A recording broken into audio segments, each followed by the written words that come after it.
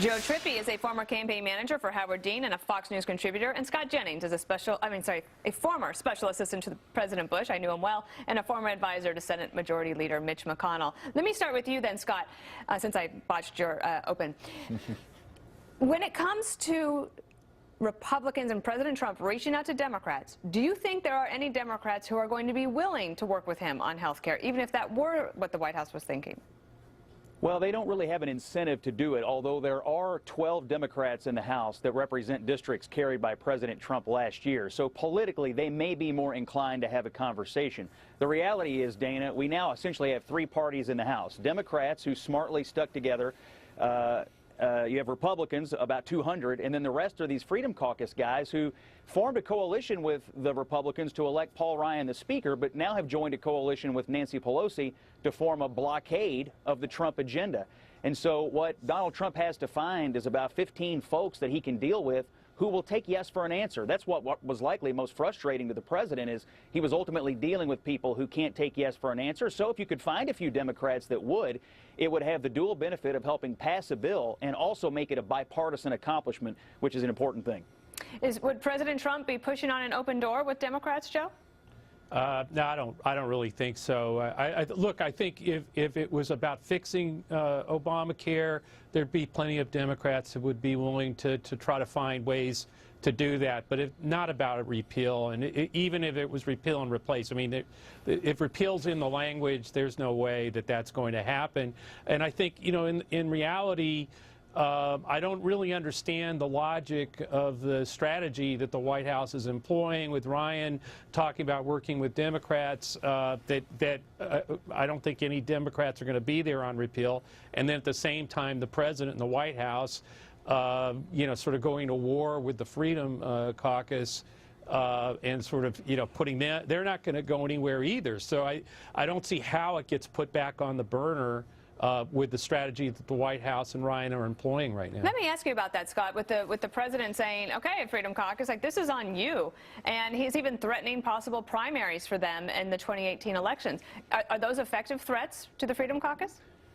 Well, they're only effective if you do something about it. It's one thing to tweet about it and talk about it, but it's another thing to start, you know, having prospective candidates come to the White House and tweet out pictures of folks in the Oval Office saying such and such dropped by to talk about how to make this congressional district great again. That's when it becomes real. So if it ever gets to that stage where Donald Trump's meeting with prospective candidates, going to congressional districts, and actually talking about this live and making it real, then, hey, I think it could be effective, because these congressmen may not want to deal with that back home. But if it's just tweets, you can see right now the Freedom Caucus isn't interested in responding to those kinds of threats. So I would say make it real. And it could work. If you don't make it real, then you'll be seen as a toothless tiger. Well, Joe, aside from the politics of this, Obamacare is not working perfectly everywhere. And wouldn't it behoove them to try to, at least maybe they should approach the White House and say, these are some things that we'd be willing to do? I mean, maybe it needs to go in that direction in order to actually get things done that could actually help people who are dealing with really high premiums, or they don't have any competition in their states, like in Minnesota. What do you think of that?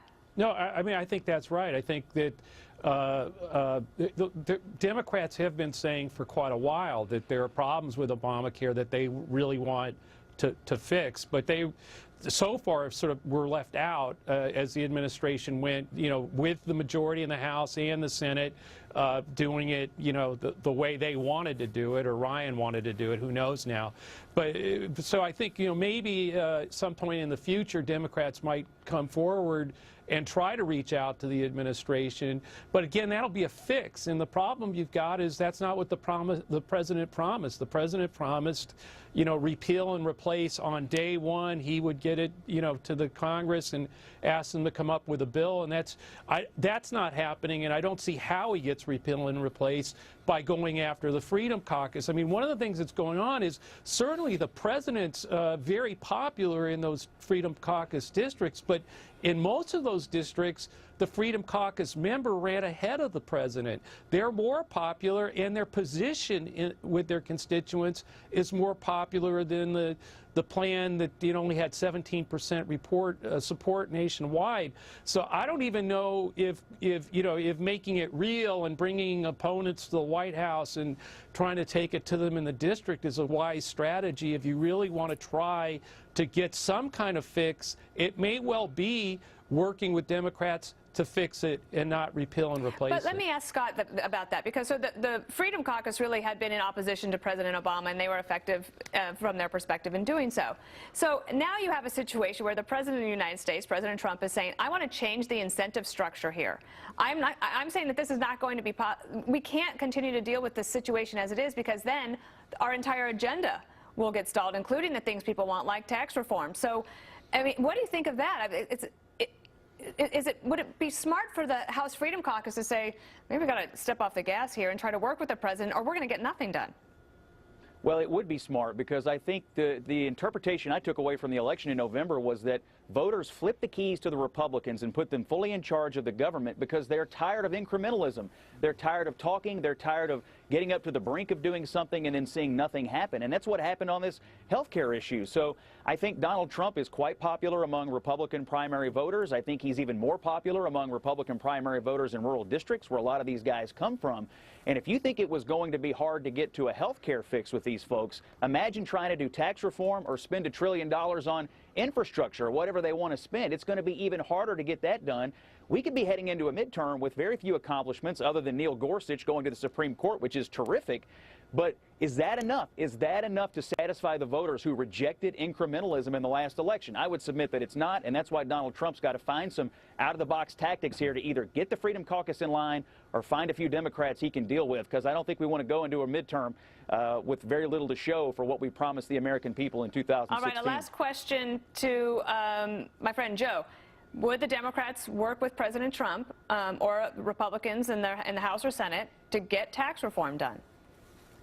Same thing. I mean, I think it depends on what the reforms put forward. I think if it starts with working together, maybe if they try to do it the same way they did health care, which, by the way, was a lesson that Democrats should have learned it from Obamacare. I mean, you know, we did it by ourselves and we paid a price for it. If tax reform is the same way, by themselves, it's going to be very tough to get, I think, to get Democratic support for it. All right, Scott, Joe, thank you so much. And Ed, we're still waiting for the White House briefing. I do think that those two guests could use a little Mike Emanuel optimism. Yeah, they sound a little boost. pessimistic. We love them both, but no.